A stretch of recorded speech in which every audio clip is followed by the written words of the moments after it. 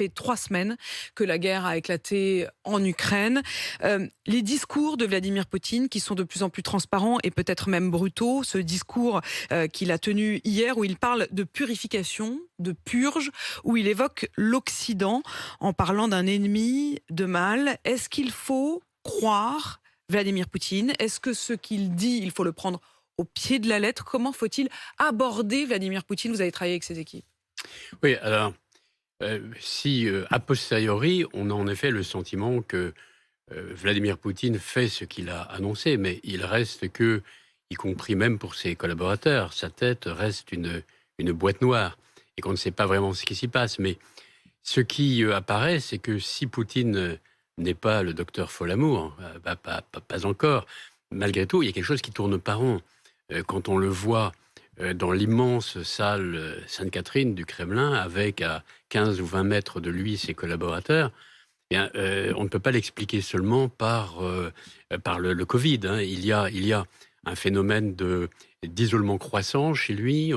On a l'impression de quelqu'un qui s'enferme dans une forme d'autisme, qui n'écoute que ses propres arguments et sur lequel tous les autres arguments qu'on lui expose passent comme l'eau sur les plumes du canard. Vous parlez d'une forme de solitude. Est-ce que vous reprendriez les mots de paranoïaque qui ont été utilisés par Emmanuel Macron? Certains évoquent également le fait qu'il serait peut-être malade, qu'il aurait Parkinson. Est-ce qu'il y a quelque chose de l'ordre d'une maladie psychologique, psychiatrique quasiment, ou d'une déviance? Alors, il est de plus en plus isolé, c'est certain. Aucune personne, aucun de ses collaborateurs n'ose le contredire, hein. On l'a vu, ceci a été même mis en scène.